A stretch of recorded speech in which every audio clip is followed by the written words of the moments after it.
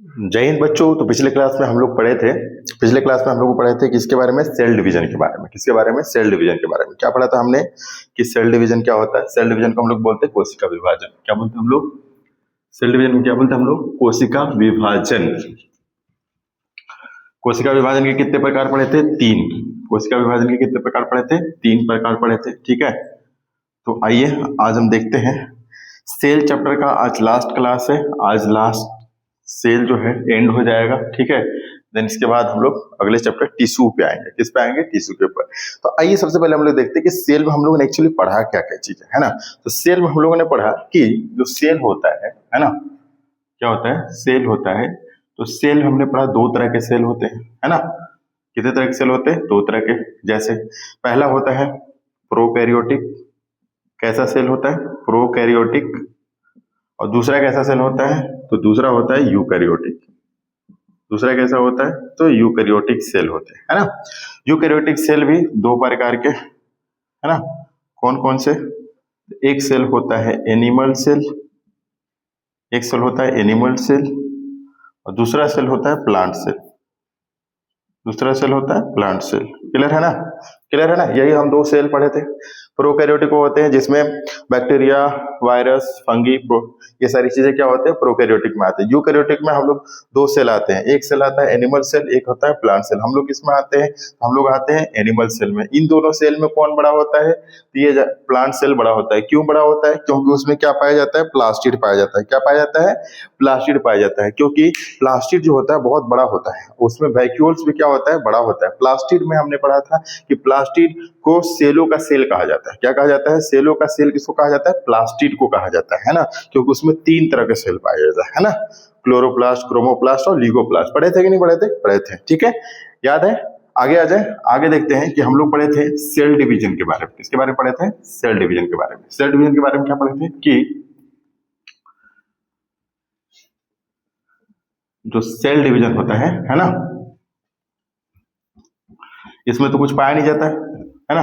ये जो होता है प्रोकैरियोटिक, है ना, प्रोकैरियोटिक वाले में कुछ पाया नहीं जाता है। माइटोकॉन्ड्रिया तो होता नहीं उसमें, है ना। कुछ डिफरेंसेस क्या होते हैं? कुछ डिफरेंसेस ये है कि इसमें माइटोकॉन्ड्रिया नहीं होता है, इसमें सेल वॉल होता है, हम लोग में सेल वॉल नहीं होता है ना। सिर्फ प्लांट सेल में क्या होता है? सेल वॉल पाया जाता है। इसमें सिलिया फ्लैजेला होते हैं, है ना, एक जगह से दूसरी जगह मूव करने के लिए। उसी तरह से हम लोग में भी क्या पाए जाते हैं? एनिमल सेल में सिलिया फ्लैजेला पाए जाते हैं, लेकिन प्लांट सेल में सिलिया फ्लैजेला नहीं पाए जाते, है ना। और हमने क्या पढ़ा था? और हमने ये पढ़ा था कि सेल डिवीजन में, कि सेल डिवीजन इसको हम लोग बोलते हैं कोशिका विभाजन। कोशिका विभाजन, कोशिका विभाजन हम लोगों ने 3 प्रकार का पढ़ा था। पहला पहला पहला क्या पढ़ा था हम लोगों ने कोशिका विभाजन में? तो पहला पढ़ा था हम लोगों ने कि जो पहला होता है उसको हम लोग बोलते हैं असूत्री। क्या पढ़े थे हम लोग? असूत्री। फिर दूसरा होता है समसूत्री। दूसरा क्या होता है? समसूत्री। तीसरा क्या होता है? तो अर्धसूत्री। तीसरा क्या पढ़ा था हम लोगों ने? अर्धसूत्री। तीसरा क्या पढ़ा था हम लोगों ने? अर्धसूत्री। असूत्री को बोलते हैं अमाइटोसिस। क्या बोलते हैं हम लोग इसको? अमाइटोसिस। इसको क्या बोलते हैं हम लोग? समसूत्री को, इसको बोलते हैं हम लोग माइटोसिस। क्या बोलते हैं हम लोग इसको? माइटोसिस। और अर्धसूत्री को क्या बोलते हैं हम लोग? मियोसिस। क्या बोलते हैं हम लोग? मियोसिस। क्लियर है? ये चीज पढ़े थे ना हम लोग, यही पढ़े थे ना, याद है? तो इसमें हम लोग देखेंगे कि जो ये जो होता है असूत्री, इसमें पढ़े थे हम लोग सिर्फ प्रोकैरियोटिक में होता है। ये किस में होता है? प्रोकैरियोटिक में होता है। बैक्टीरिया, फंगस, है ना, वायरस, इस सब चीजों में। क्लियर है? दूसरा जो पढ़े थे, दूसरा दूसरा हम पढ़े थे कि ये 5 भाग में होते हैं। कितने भाग होते हैं? 5। 5 भाग कौन कौन से होते हैं? तो 5 भाग हम लोगों ने पढ़ा था। पहला 5 भाग इसके पढ़े थे हम लोगों ने। कौन कौन से भाग पढ़े थे हम लोग? इंटरफेज। क्या पढ़ा था हम लोगों ने? इंटरफेज। दूसरा पढ़ा था हमने प्रोफेज। क्या पढ़ा था हम लोगों ने? प्रोफेज। तीसरा क्या पढ़ा था हम लोगों ने? मेटाफेज। क्या पढ़ा था हमने? मेटाफेज। और चौथा क्या पढ़ा था हम लोगों ने? एनाफेज। क्या पढ़ा था हमने? एनाफेज। क्या पढ़ा था हम लोगों ने? एनाफेज। और फिफ्थ नंबर में पढ़ा था हम लोगों ने टेलोफेज। क्या पढ़ा था हम लोगों ने? टेलोफेज। फिफ्थ नंबर में क्या पढ़े थे हम लोग? टेलोफेज। इसमें से हम लोगों ने बताया था इंटरफेज जो होता है सबसे बड़ा होता है, मेटाफेज जो होता है, मेटाफेज उसमें स्पिंडल फाइबर्स कंप्लीट हो जाते हैं, है ना। मतलब सबसे छोटा होता है, कह सकते हैं सबसे छोटा होता है एनाफेज। कौन होता है सबसे छोटा? एनाफेज। और सबसे लंबा कौन होता है? टेलोफेज। टेलोफेज सबसे पीछे, टेल मतलब पूछ, पूछ कहाँ होता है? पीछे। यही पढ़े थे ना हम लोग। और मेनली हम लोगों ने अर्धसूत्री में क्या पढ़े थे कि अर्धसूत्री में मेनली जो होता है वो दो चीजें होती है। क्या होती है? दो चीजें। जैसे पहला, इसमें जनन, जनन के लिए काम आता है। और जनन जो होता है वो दो तरीके से, जैसे अगर मेल है ना, तो उसमें क्या होगा? स्पर्म बनेगा। क्या बनेगा? स्पर्म। स्पर्म को हम लोग बोलते हैं शुक्राणु। क्या बोलते हैं हम लोग? शुक्राणु। अगर फीमेल है तो फीमेल में क्या होगा? इसमें बनेगा ओवम, और इसी को हम लोग बोलते हैं अंडाणु। क्या बोलेंगे इसको हम लोग? अंडाणु। इसमें भी 46 क्रोमोजोम 46, इसमें भी 46 क्रोमोजोम 46। क्लियर है ना। ये सारी चीजें हम लोग पढ़ चुके थे। अब हम लोग को क्या करना है? आगे टॉपिक पे आना है। जो टॉपिक था हमारा सिंड्रोम। क्या पढ़ना था हम लोग को? सिंड्रोम। क्लियर है? आ जाए सिंड्रोम के ऊपर। तो चलिए आते हैं हम लोग सिंड्रोम के ऊपर। क्लियर है ना।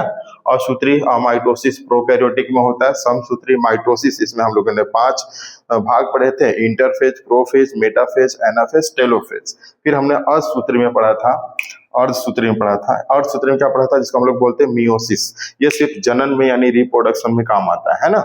जिसमें से आधे क्रोमोजोम मेल में से, आधा क्रोमोजोम फीमेल में से आते हैं, तब जाकर ये कंप्लीट बॉडी बनता है। अगर मान लीजिए 46 और 46 आ जाता है फिर तो दिक्कत हो जाएगा, है ना। 46 46 92 हो जाएगा, 92 फिर तो इंसान मानव नहीं दानव बन जाएगा, है कि नहीं। तो इसलिए गड़बड़ हो जाएगा।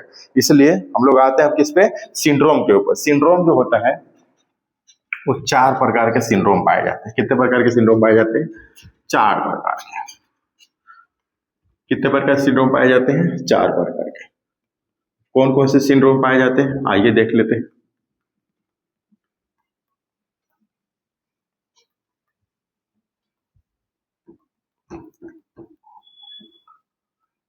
कौन कौन से सिंड्रोम पाए जाते हैं आइए देखते हैं, देखा जाए।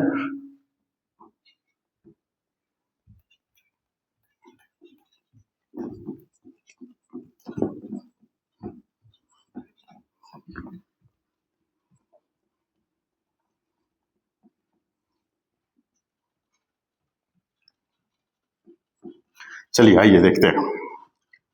हम लोग को पढ़ना है सिंड्रोम। क्या पढ़ना है हम लोग को? सिंड्रोम पढ़ना है ना। तो आइए सिंड्रोम देखते हैं कि जो सिंड्रोम होता है ना। हम जानते हैं कि जो ह्यूमन होते हैं, क्या होते हैं? ह्यूमन यानी कि मानव। जो मानव होते हैं उसमें कितने क्रोमोजोम पाए जाते हैं? 46। कितने क्रोमोजोम पाए जाते हैं? 46। क्लियर है। हमारे मानव में यानी हम लोगों में कितने क्रोमोजोम पाए जाते हैं? 46 पाए जाते हैं। क्लियर है। हम लोग देखते हैं कि सिंड्रोम क्या होता है। सिंड्रोम, जो सिंड्रोम होता है ना, लेस देन 46, लेस देन 46 और मोर देन 46। अगर बॉडी में 46 क्रोमोजोम्स कम है, 46 से कम है, तब भी आपको सिंड्रोम हुआ है। क्लियर है। और अगर मोर देन 46 है यानी कि 46 से ज्यादा है, तब भी क्या है? आपको सिंड्रोम हुआ है। ठीक है। सिंड्रोम जो होता है 4 प्रकार के होते हैं। सिंड्रोम क्या होता है? 4 प्रकार के होते हैं। और सिंड्रोम अगर आपके बॉडी में 46 यानी 46 से कम क्रोमोजोम है तब भी आपको सिंड्रोम हुआ है, और 46 से ज्यादा है तब भी क्या हुआ? आपको सिंड्रोम हुआ है। क्लियर है। तो हम लोग 4 तरह प्रकार के सिंड्रोम पढ़ेंगे। कितने प्रकार के सिंड्रोम पढ़ेंगे? 4 प्रकार के। कौन कौन से पढ़ेंगे 4 प्रकार के सिंड्रोम? पहला, पहला देखते हैं। जो पहला सिंड्रोम होता है वो हम बोलते हैं टर्नर सिंड्रोम। क्या बोलते हैं हम लोग इसको? Turner syndrome. क्लियर है। टर्नर सिंड्रोम, टर्नर सिंड्रोम को हम लोग हिंदी में लिख सकते हैं ऐसे, टर्नर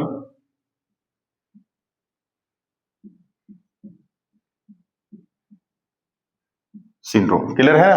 जो टर्नर सिंड्रोम होता है वो सिर्फ मेल में पाया जाता है। किसमें पाया जाता है?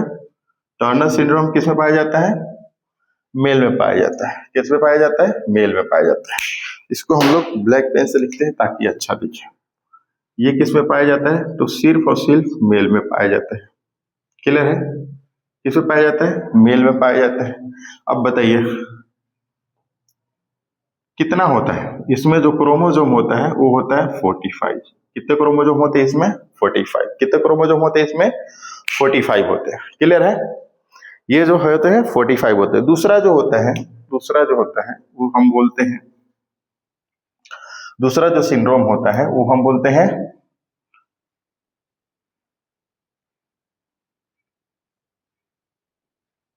क्लेरेनफेल्टर। क्लेरेनफेल्टर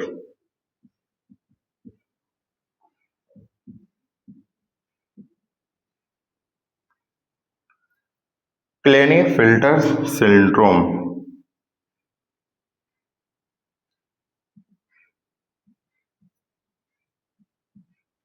क्लेरेनफेल्टर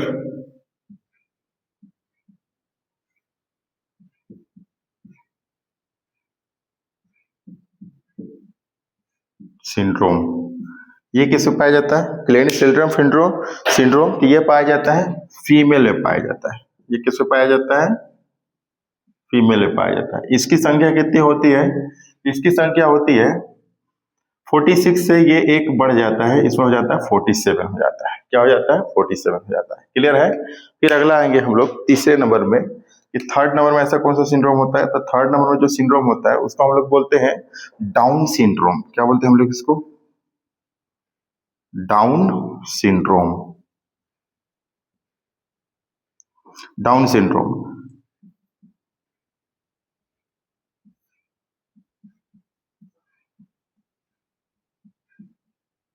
डाउन सिंड्रोम। क्लियर है? डाउन सिंड्रोम जो होता है वो किसमें होता है? तो डाउन सिंड्रोम मेल में भी हो सकता है और प्लस में फीमेल में भी हो सकता है। क्लियर है? मेल में भी हो सकता है और फीमेल में भी हो सकता है। ये होता है, ये भी 46 से एक बढ़ करके कितना हो जाता है? 47 हो जाता है। कितना हो जाता है? 47 हो जाता है। फिर अगला जो होता है फोर्थ नंबर का जो सिंड्रोम होता है उसको हम लोग बोलते हैं पटाऊ सिंड्रोम। क्या बोलते हैं हम लोग? Patau syndrome. Patau syndrome.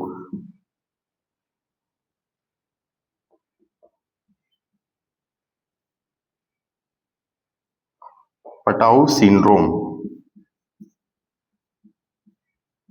क्या बोलते हैं हम लोग? Patau syndrome. तो पटाऊ सिंड्रोम होता है ना? ये भी क्या होता है? मेल और फीमेल दोनों में होता है। ये भी क्या होता है? मेल और फीमेल दोनों में होता है। इसकी संख्या कितनी होती है? ये भी 47 होता है। ये भी कितना होता है? 47 होता है। क्लियर है? अब हम लोग चारों सेल के बारे में देखते हैं। क्लियर है?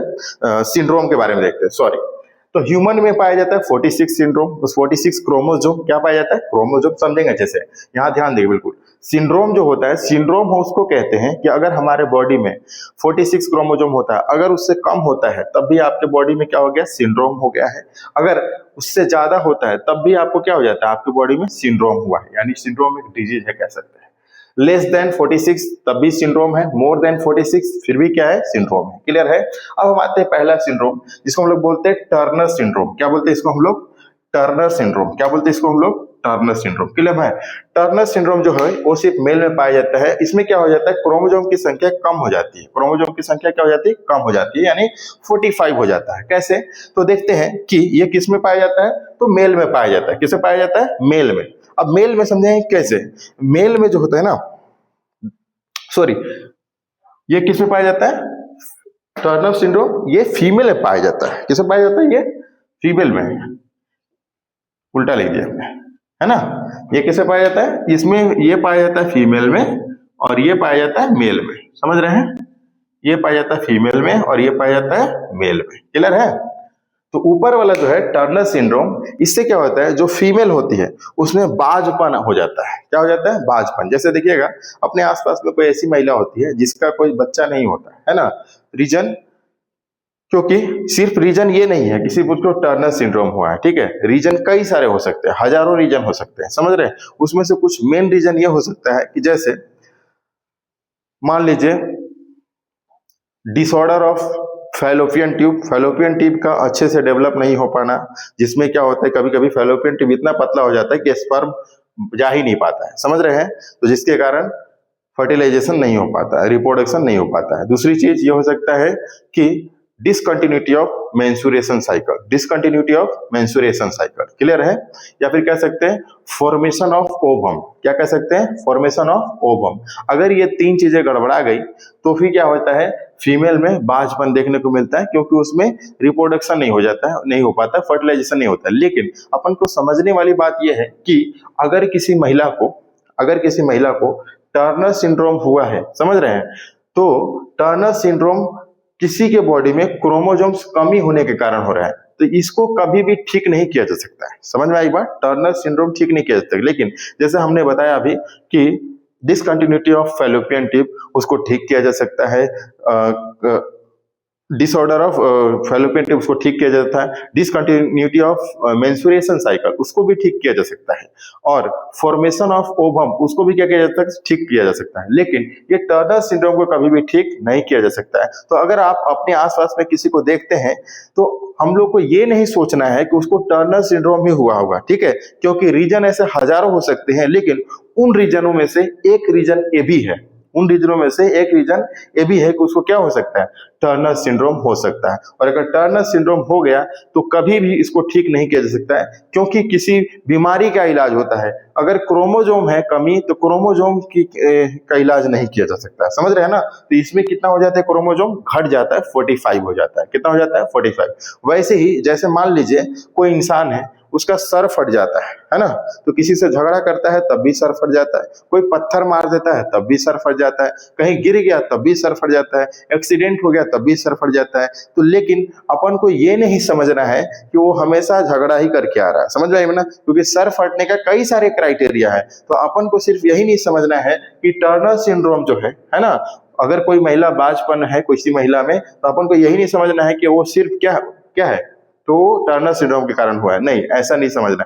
कई भी सारे रीजन हो सकते हैं, क्लियर है। तो उस रीजन में से एक रीजन ये है टर्नर सिंड्रोम, क्लियर है। अब हम लोग आते हैं, पहला क्लियर हो गया, सेकेंड पे आते हैं। सेकेंड जो होता है इसको बोलते हैं क्लेनीफेल्टर सिंड्रोम। क्या बोलते हैं इसको, क्लेनीफेल्टर सिंड्रोम। ये सिर्फ मेल में पाया जाता है। इसमें क्या होता है, सिर्फ मेल में पाया जाता है। इसमें क्या होता है कि क्रोमोसोम्स की संख्या 46 से 47 हो जाता है। क्रोमोसोम्स की संख्या क्या हो जाता है, 46 से 47 हो जाता है। जैसे मान लीजिए कोई मेल है ना, तो जो मेल है, मेल के अंदर जो हमारा टेस्टिस होता है, टेस्टिस के अंदर स्पर्म बनता है ना, तो उसके अंदर स्पर्म ही नहीं बनता है। क्या नहीं बनता है, स्पर्म ही नहीं बनता है। तो स्पर्म नहीं बनने के कारण, समझ रहे हैं, स्पर्म नहीं बनने का कारण उसको क्या हो जाता है, क्लेनीफेल्टर सिंड्रोम हो जाता है। इसलिए जो भी मेल होता है ना, या कोई भी ऐसा चीज होता है, कोई भी ऐसे लोग होते हैं, अपने से अपोजिशन को उसको क्या होता है, अट्रैक्शन होता है। लेकिन जिसको क्लेनीफेल्टर सिंड्रोम हुआ रहेगा उसको, जैसे वो मेल है तो मेल को होता है क्लेनीफेल्टर सिंड्रोम, उसको फीमेल को देख करके कोई अट्रैक्शन नहीं होगा, उसको किसी फीमेल को देखकर के कोई अट्रैक्शन नहीं होगा, समझ रहे हैं। तो ये दोनों तरह से अट्रैक्शन होता है। फीमेल है तो उसको मेल को देख करके अट्रैक्शन होता है, मेल है तो उसको फीमेल को देख करके अट्रैक्शन होता है, गाय है तो उसको सांड को देख करके क्या होता है, अट्रैक्शन होता है, समझ रहे हैं ना, उस तरह से। इसलिए आप देखिएगा कहीं पे भी आसपास में अगर कोई गाय आ रही है और इधर से कोई बैल जा रहा है ना, तो बैल जो होगा उस गाय की तरफ नहीं देखेगा, बिल्कुल सर उठा के भी नहीं देखेगा। क्यों, क्योंकि उसके अंदर, बॉडी के अंदर कोई भी ऐसा हार्मोनल जो है ना, हार्मोन जो है वो ऐसा रिलीज ही नहीं हो रहा है। टेस्टिस में वो क्या बोल रहे हैं, स्पर्म ही नहीं बन रहा है, तो उसका अट्रैक्शन क्या होगा, कुछ भी नहीं होगा, समझ रहे हैं। तो इसलिए वो सीधा चला जाएगा। लेकिन अगर कोई उधर से गाय आ रही है और इधर से कोई सांड जा रहा है, तो ठीक है, वो सांड जो है ना ऐसे बिल्कुल नहीं जाएगा, बिल्कुल बिना लाइन मारे तो जा ही नहीं सकता वो, समझ रहे हैं। वो शांति से नहीं जाएगा, सर नीचे करके नहीं जाएगा, देखते हुए जाएगा, समझ रहे हैं। क्यों, रीजन इन दोनों की भी गलती नहीं है, क्योंकि जो गाय है उसके अंदर भी हार्मोन्स रिलीज हो रहे हैं और जो सांड है उसके अंदर भी क्या हो रहा है, हार्मोन्स रिलीज हो रहा है। तो एक दूसरे के प्रति क्या होती है, अट्रैक्शन होता है। तो यहाँ पे इसके साथ क्या हो रहा है कि इसके अंदर कोई हार्मोन्स ही रिलीज नहीं हो रहा है, जिसके कारण ये क्या है, किसी के ऊपर कोई अट्रैक्शन नहीं हो पा रहा है। समझ में आई बात। किसी के ऊपर कोई अट्रैक्शन नहीं हो पा रहा है। क्लियर है ना? दूसरा टॉपिक समझ में आ गया? आ गया। अगले टॉपिक पे आ जाए। तीसरा टॉपिक को कहते हैं हम लोग डाउन सिंड्रोम। तीसरा क्या होता है? Down syndrome. डाउन सिंड्रोम जो होता है वो मेल में भी होता है और फीमेल में भी होता है। डाउन सिंड्रोम जो होता है वो मेल में भी होता है और फीमेल में भी होता है। ये कितने होते हैं? तो ए भी 46 से बढ़कर कितना हो जाता है? 47 हो जाता है। 46 से बढ़कर क्या हो जाता है? 47 होता है। जैसे मान लीजिए किसी का जो बॉडी है बेडोल हो जाना, बेढंगा हो जाना, वो क्या कहलाता है? Down syndrome. जैसे मान लीजिए कि किसी के होंठ देखिएगा बहुत ज्यादा मोटा हो जाएगा, बहुत ज्यादा मोटा हो जाएगा, समझ रहे हैं? तो उसको क्या बोलेंगे हम लोग? Down syndrome. जैसे मान लीजिए किसी के पीठ में कुबड़ा हो गया है ना, कुबड़ निकल गया, तो उसका बॉडी क्या हो जाता है? बेढंगा हो जाता है ना, बेडोल हो जाता है, तो उसको भी क्या बोलते हैं हम लोग? डाउन सिंड्रोम बोलते हैं, है ना? या फिर देखे होंगे अभी एक वो लड़की है ना, क्या नाम है उसको, जो छोटा छोटा कपड़ा पहनती है, उसका नाम है उर्फी जावेद, है ना? उसका अभी आजकल एक रील्स वायरल हुआ था जिसमें उसका मुंह जो था यानी होंठ जो था वो क्या हो गया था? बहुत मोटा हो गया था। रीजन वो, हालांकि वो सर्जरी करवाई थी, ठीक है, लेकिन देखने में क्या लग रहा था? बेढंगा लग रहा था ना। तो वो जो बेढंगा है ना, उस तरह का अगर किसी का जेनेटिकली है ना, जैसे मान लीजिए बेबी बॉर्न हुआ उसी समय से उसका है, तो हम कह सकते हैं उसको क्या हुआ है? डाउन सिंड्रोम हुआ है। क्या हुआ उसको? डाउन सिंड्रोम हुआ। क्लियर है? अगला आता है जिसको हम लोग बोलते हैं पटाऊ सिंड्रोम। क्या बोलते हैं इसको हम लोग? Patau syndrome. पटाऊ सिंड्रोम जो होता है ये भी मेल में भी होता है और फीमेल में भी होता है। ये क्या होता है? मेल में भी होता है और फीमेल में भी होता है। इसमें भी क्या होता है? 46 क्रोमोजोम। इन दोनों में, इन तीनों में क्या होता है? क्रोमोजोम्स की संख्या क्या हो जाती है? बढ़ जाती है। क्रोमोजोम्स की संख्या क्या हो जाती है? बढ़ जाती है। अब सुनिए पटाऊ सिंड्रोम क्या होता है। पटाऊ सिंड्रोम उसको कहते हैं कि अगर किसी के बॉडी में,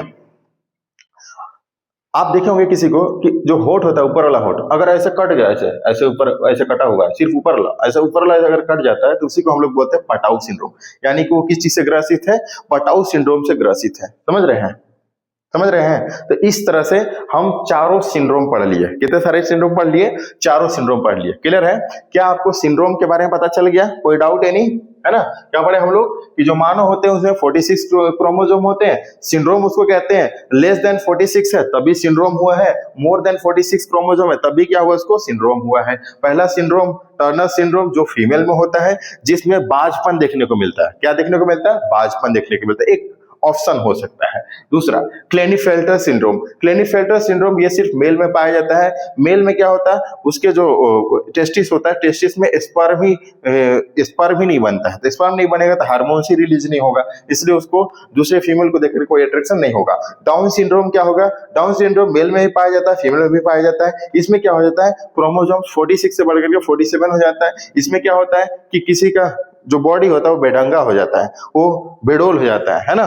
जैसे पीठ में कुबड़ निकलना, किसी का होठ मोटा हो जाना बहुत ज्यादा, है ना? तो उसको क्या बोलते हैं हम लोग? Down syndrome. अगला होता है पटाऊ सिंड्रोम। अगला क्या होता है? Patau syndrome. पटाऊ सिंड्रोम हम लोग उसको कहते हैं कि पटाऊ सिंड्रोम उसको कहते हैं, ये मेल में भी होता है और फीमेल में भी होता है। इसमें भी क्या होता है? क्रोमोसोम्स की संख्या 46 से बढ़कर के 47 हो जाता है। तो इसमें क्या होता है कि किसी का जो होंठ है ना, ऊपरला होंठ ऐसे कट जाता है ना, तो उसको क्या बोलते हैं हम लोग? Patau syndrome. उसको क्या बोलते हैं हम लोग? Patau syndrome. क्लियर है? तो हमारा जो सेल का जो चैप्टर था, सेल वाला चैप्टर हमारा खत्म हो चुका है। ठीक है, पहला चैप्टर हमारा क्या हो गया? खत्म हो गया। अब हम लोग आते हैं सेकेंड चैप्टर पे, और सेकेंड चैप्टर यहां से हमारा स्टार्ट होगा टिश्यू चैप्टर। क्या स्टार्ट होगा? Tissue chapter. तो बताइए, इजाजत है आगे बढ़ा जाए, टिश्यू चैप्टर पे आ जाए? चलिए आते हैं, देखते हैं टिश्यू क्या होता है। क्या देखते हैं? टिश्यू क्या होता है। क्लियर है? चलिए आते हैं।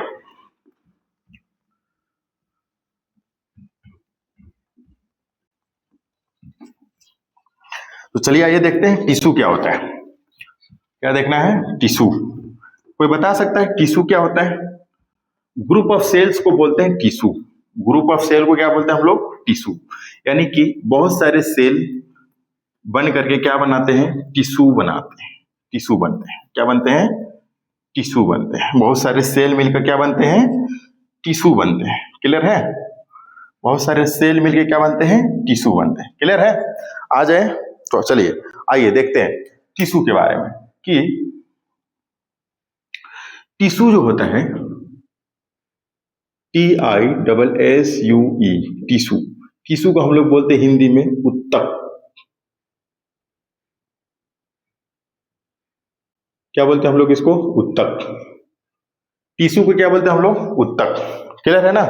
टिश्यू के अध्ययन को हम लोग बोलते हैं हिस्टोलॉजी। क्या बोलते हैं हम लोग? टिश्यू के अध्ययन को क्या बोलते हैं हम लोग? हिस्टोलॉजी। टिश्यू के अध्ययन को क्या बोलते हैं हम लोग? हिस्टोलॉजी। क्लियर है? टिश्यू के अध्ययन को क्या बोलते हैं हम लोग? हिस्टोलॉजी। चलिए आइए देखते हैं हम लोग कि जो हमारा सेल होता है, क्या होता है? सेल होता है। तो सेल से बनते हैं टिश्यू। सेल से क्या बनते हैं? टिश्यू। और टिश्यू से क्या बनता है? तो ऑर्गन्स बनते हैं। क्या बनते हैं? ऑर्गन्स बनते हैं। और ऑर्गन से मिलके क्या बनते हैं? तो बॉडी बनता है, यानी पूरा कंप्लीट बॉडी बनता है। क्लियर है? उसी तरह से जैसे ईंट से बनता है दीवार। ईंट से क्या बनता है? दीवार। ईंट से क्या बनता है? दीवार। ईंट को जोड़ क्या बनाया जाता है? दीवार। और दीवार में 4 दीवार अगर सीक्वेंस में जोड़ दिया जाए तो क्या बन जाता है फिर वो? कमरा। 4 दीवार को सीक्वेंस में जोड़ दिया जाए तो क्या बन जाता है? वो कमरा। और कमरा अगर एक जगह बना हुआ है बहुत सारा, 2 4 5 बहुत सारे, तो उसको क्या बोलते हैं हम लोग? घर।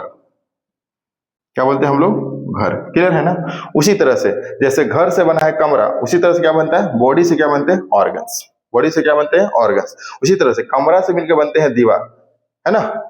दीवार, हालांकि कमरा में क्या होते हैं? दीवार होते हैं। उसी तरह से ऑर्गन्स में क्या होते हैं? टिश्यू होते हैं। ऑर्गन्स में क्या होते हैं? टिश्यू। और जैसे दीवार में क्या होते हैं? ईंट होते हैं। ईंट में क्या होते हैं? दीवार होते हैं। उसी तरह से टिश्यू जो होते हैं, ग्रुप ऑफ सेल्स को क्या बोलते हैं? यानी कि ग्रुप ऑफ ईंट से क्या बनते हैं? दीवार बनते हैं। उसी तरह से ग्रुप ऑफ सेल से क्या बनते हैं? टिश्यू बनते हैं। क्लियर है? याद रहेगा कि सेल जो है, ग्रुप ऑफ सेल को क्या बोलते हैं? टिश्यू। टिश्यू से क्या बनते हैं? ऑर्गन्स। ऑर्गन से क्या बनते हैं? बॉडी। उसी तरह से ईंट से क्या बनते हैं? दीवार। दीवार से क्या बनता है? कमरे। और कमरे से क्या बनते हैं? घर। क्लियर है ना? क्लियर है ना? आगे आ जाए, आगे आ जाए। तो आइए हम लोग देखते हैं टिश्यू। टिश्यू जो होते हैं वो 4 प्रकार के होते हैं। टिश्यू कितने प्रकार के होते हैं? 4। कौन कौन से होते हैं? क्या किसी को पता है? टिश्यू जो होते हैं 4 प्रकार के होते हैं, किसी को पता है? नहीं पता है? कोई बात नहीं, कोई बात नहीं, हम है ना बताने के लिए, है कि नहीं? तो टेंशन नहीं लेना है। तो 4 तरह के टिश्यू होते हैं। कितने प्रकार के? 4। कौन कौन से भैया? तो आइए देख लेते हैं कौन कौन से होते हैं। ठीक है, जो पहला टिश्यू होता है ना, उसको हम लोग बोलते हैं, जो पहला टिश्यू होता है उसको हम लोग बोलते हैं मस्कुलर टिश्यू। क्या बोलते हैं उसको हम लोग? Muscular tissue. क्या बोलते हैं हम लोग उसको? Muscular tissue. इसको हम लोग हिंदी में बोलते हैं पेशीय ऊतक। क्या बोलते हैं इसको हम लोग? पेशीय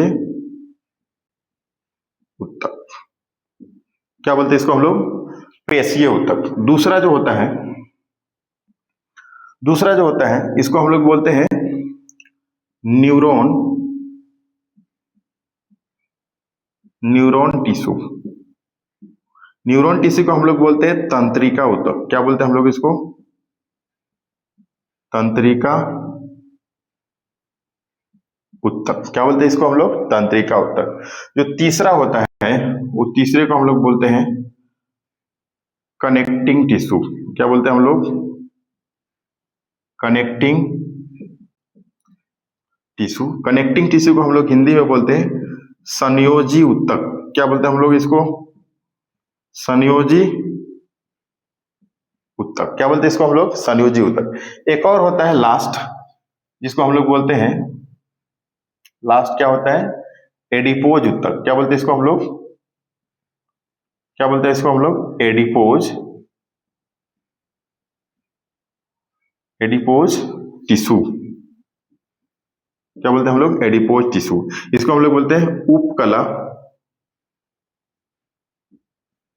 उपकला ऊतक। क्या बोलते हैं इसको हम हिंदी में? क्या बोलते हैं हम लोग? उपकला ऊतक। क्लियर है? क्लियर है?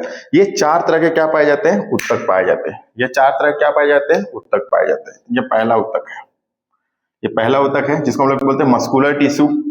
ये दूसरा ऊतक है जिसको हम लोग बोलते हैं न्यूरॉन टिश्यू। ये चौथा टिश्यू है जिसको हम लोग बोलेंगे कनेक्टिंग टिश्यू।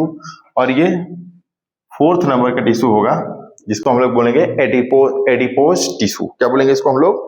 Adipose tissue. क्या बोलेंगे इसको हम लोग? Adipose tissue. क्लियर है? देखा जाए तो आइए अब हम लोग इसमें देखते हैं कि जो हमारा मस्कुलर टिश्यू होता है ना, जो मस्कुलर टिश्यू होता है इसको हम लोग बोलते हैं मस्कुलर मस्कुलर टिश्यू, ये मस्कुलर टिश्यू जो होता है ना, ये जो मस्कुलर टिश्यू होता है ना, इसी को हम लोग बोलते हैं मांसपेशीय ऊतक भी बोलते हैं। क्या बोलते हैं हम लोग, क्या बोलते हैं इसको हम लोग, मांसपेशीय ऊतक। क्लियर है? हम लोग की जो बॉडी होती है उसमें मांस 639 इतना ही पाया जाता है। हम लोग सबके बॉडी में कितना पाया जाता है, 639। हम लोग के बॉडी में जो मांस होती है वो कितना पाया जाता है, वो 639 से मांस पाया जाता है। क्लियर है? सबके बॉडी में सेम मांस पाया जाता है। क्लियर है? क्लियर है? आगे आ जाए, आगे आते हैं। न्यूरॉन टिश्यू जो होता है वो होता है ब्रेन में। कहा? ब्रेन में। क्लियर है? अब ब्रेन जो है एक अलग चैप्टर है। ब्रेन जो है क्या, ये अलग चैप्टर है। तो ब्रेन एक बड़ा सा चैप्टर है, तो वो हम लोग को यहाँ नहीं पढ़ना है, ठीक है? हम लोग ब्रेन चैप्टर में पढ़ेंगे। कहाँ पढ़ेंगे? ब्रेन चैप्टर में। जैसे मान लीजिए हिंज ब्रेन होता है, सेरेब्रम, सेरेब्लम, स्पाइनल कॉर्ड, है ना, इस सारी चीजें हम लोग कहाँ पढ़ेंगे, तो न्यूरॉन टिश्यू में हमें सिर्फ ब्रेन के बारे में जानना है, ठीक है, कि हमें यहाँ पे पढ़ना है ब्रेन के बारे में। लेकिन ब्रेन हमें कहाँ पढ़ना है, तो एक ब्रेन चैप्टर अलग चैप्टर है। अब यहाँ पे जैसे था मस्कुलर टिश्यू, यहाँ पे मसल्स जो है ना, मसल्स के बारे में पढ़ना है, यानी हमारे जो बॉडी में मसल्स होते हैं, है ना, 639 यही इतना ही मसल्स होते हैं। समझ रहे हैं? सबके बॉडी में सेम मसल होता है। सबके बॉडी में क्या होता है, सेम मसल होता है, 639। समझ रहे हैं? सबके बॉडी में क्या होता है, सेम मसल होता है। क्लियर है? कितना होता है, 639। ठीक है, कि हमारे बॉडी में सबसे बड़ा मसल कहाँ होता है, तो सबसे बड़ा मसल हम लोगों के जहाँ इंजेक्शन लगाया जाता है वहां होता है। सबसे लंबा मसल कहाँ होता है, तो हम लोग के जो जांग होता है ना, पैर वाला जांग, उसमें होता है। सबसे छोटा मसल्स कहाँ होता है, तो सबसे छोटा मसल जो होता है हमारे कान में होता है। कहाँ होता है, कान में होता है। क्लियर है? तो ये सारी चीजें हम कहाँ पढ़ेंगे, तो ये हम आगे पढ़ेंगे मस्कुलर, जब हम मांसपेशियां मसल्स पढ़ेंगे, जहां कहाँ पढ़ेंगे, मसल्स। क्लियर है? वो भी एक अलग टॉपिक है। क्लियर है ना? अब हम लोग आते हैं कनेक्टिंग टिश्यू के ऊपर। किसके ऊपर आते हैं, कनेक्टिंग टिश्यू के ऊपर।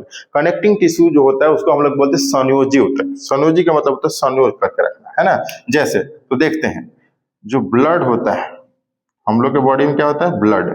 ब्लड जो होता है वो संयोजी ऊतक में आता है। किस में आता है, ब्लड संयोजी ऊतक में। इसी के साथ एक और होता है लिम्फ।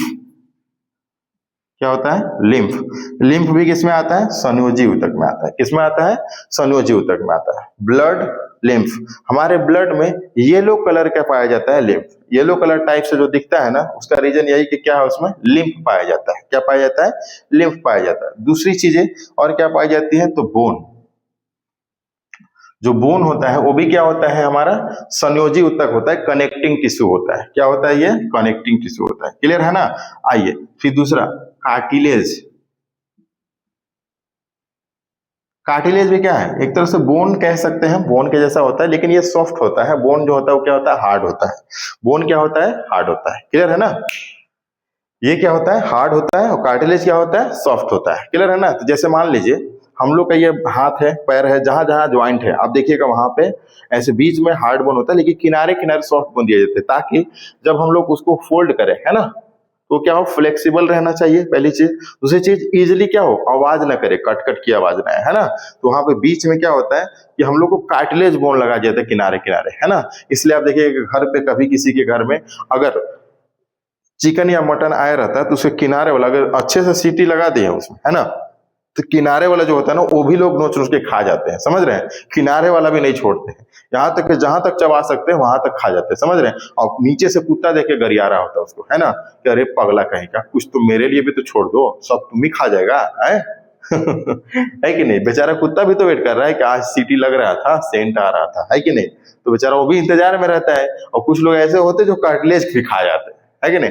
कार्टिलेज वो वैसा बोन होता है जो काफी सॉफ्ट होता है। हमारा जो कान होता है ना, वो कार्टिलेज से मिलके बना हुआ। किससे मिलके बना हुआ, कार्टिलेज से। इसलिए क्या होता है, ये इजिली क्या हो जाता है, फोल्ड हो जाता है। देखिए, है ना, फ्लेक्सिबल है ना, है कि नहीं। हमारा जो नाक होता है, नाक का जो ऊपर वाला जो हिस्सा होता है ना, ये वाला, है ना, ये वाला, तो इसको, ये जो होता है, ये भी क्या होता है, कार्टिलेज से बना हुआ। किसी से मिला हुआ, मिलके बना हुआ, कार्टिलेज से बना हुआ। क्लियर है? क्लियर है? क्लियर है? आगे बढ़ा जाए, चलिए अगला देखते हैं हम लोग, एडिपोज ऊतक। एडिपोज ऊतक जो होता है वो, उसमें क्या होता है, फैट होता है। उसको हम लोग बोलते हैं उपकला ऊतक। इसमें फैट होता है। क्या होता है, फैट। फैट को हम लोग हिंदी में बोलते हैं वसा। फैट को हिंदी में क्या बोलते हैं, वसा। और वसा को उर्दू में बोलते हैं हम लोग चर्बी। क्या बोलते हैं हम लोग, क्या बोलते हैं हम लोग, क्या बोलते हैं हम लोग इसको उर्दू में? चर्बी। क्या बोलते हैं इसको हम लोग उर्दू में? चर्बी। समझ रहे हैं? गांव में हमेशा देखिएगा कि अगर कोई इंसान मोटा गया है ना, समझ रहे हैं, तो उसको गांव में ये नहीं बोलते कि बहुत मोटा हो गया है, नहीं नहीं, ये सब समझ रहे हैं। शहर के लोग जो होते हैं ना, यानी इंग्लिश मीडियम वाले, है ना, वो लोग पैसिव वॉइस में बोलता है, बाकी गांव में तो सब एक्टिव वॉइस में ही बोल देता है। आओ तो हर सारा चर्बी निकालते हैं, देख रहे खा खा के, बाप का धन खा खा के चर्बी आ गया है ना, क्या बोलते हैं कि बाप का धन खा खा के चर्बी आ गया है, समझ रहे हैं ना, उसको बोलते हैं चर्बी। क्लियर है? क्या बोलते हैं हम लोग? चर्बी। फैट जो होता है, फैट जो होता है, हम लोग के कंपेयर में महिलाओं में फैट ज्यादा होता है और हम लोग में क्या होता है, फैट कम होता है। जैसे मान लीजिए हमारा जो वेट है, मान लीजिए नहीं, रियल वेट बता रहे हैं, हमारा जो वेट है 70 केजी है। कितना है? 70 केजी। लेकिन अगर हम किसी महिला को यहाँ खड़ा कर दें 70 केजी के, तो हम लोग जैसा नहीं लगेगा, हम ज्यादा मोटे नहीं दिख रहे होंगे आप लोग को, है ना। लेकिन अगर महिला होगी तो क्या होगी? ऐसे होगी, खतरनाक। समझ रहे हैं? क्यों? क्योंकि उनमें फैट ज्यादा होता है और हम लोग में जो होता है, बोन जो होता है, यानी हड्डी जो होता है, वो मजबूत होता है। वो क्या होता है, उसकी जो वेट होती है वो क्या होती है? ज्यादा होता है। इसलिए जो मेल होते हैं वो सॉलिड होते हैं। क्या होते हैं? वो सॉलिड होते हैं। समझ रहे हैं? इसलिए मजबूत होते हैं। इसलिए देखिए घर पे कोई ज्यादा भारी सामान उठाना होगा ना, तो वहां पे क्या होगा, जेंट्स लोग को बुलाया जाता है कि चलो भाई उठा लो थोड़ा सा, ठीक है। या फिर वैसे समझिए ना कि अगर देखिए लोहा है, अगर लोहा 1 केजी रखा जाए तो उसका क्या होगा, वो एरिया कम लेगा, है ना। वैसे ही जैसे हम लोग पतले, हम लोग 70 केजी के थे, हमारा जो एरिया कम ली है, लेकिन अगर वही महिला हो गई तो एरिया ज्यादा लेगी। उसी तरह से अगर हम उसके जगह पे रुई ले ले 1 केजी, तो बताइए रुई ज्यादा ले लेगा ना, रुई ज्यादा वेट जगह ले लेगा, है ना। उसी तरह से, क्लियर है। तो हमको जो है फैट जो होता है महिलाओं में ज्यादा होता है और जो जेंट्स होते हैं उनमें क्या होता है, कम होता है। क्लियर है? इसलिए देखिएगा शादी ब्याह में अगर कोई गया रहेगा तो जेंट्स जो है ना बेचारा शर्ट पहना रहता है, फिर उसके बाद एक इनर पहना रहता है, फिर उसके बाद क्या पहना रहता है, स्वेटर वगैरह पहना रहता है, जैकेट पहना रहता है ना। फिर भी उसको ठंडा लग रहा होता है और अपनी वाइफ को कह रहा होता है कि चलो ठंडी लग रही है, ठीक है। लेकिन उसकी वाइफ कहे कि हाँ 2 घंटे रेडी होके आए, इसलिए हम क्या आधे घंटे में चले जाएंगे, है कि नहीं। आए हैं 2 घंटे में रेडी हो गए तो 4 घंटा लहराएंगे, है कि नहीं। 4 घंटा दिखा के जाएंगे सबको कि हम रेडी काहे के लिए हुए थे, ऐसे थोड़े हुए थे, है कि नहीं। चलिए आगे आते हैं। जहां फैट होगा वहां ठंडी लगने से क्या होता है, बचाता है। ठंडी लगने से क्या होता है, बचाता है। क्लियर है? क्लियर है? ठंडी लगने से क्या हो जाता है, बचाता है। चोट लगने से भी बचाता है आपको, चोट लगने से भी क्या हो जाता है, बचाता है। बताइए फैट कहाँ कहाँ पाया जाएगा, तो फैट कई जगहों पे पाया जाएगा। जैसे अगर जो आप देखे होंगे,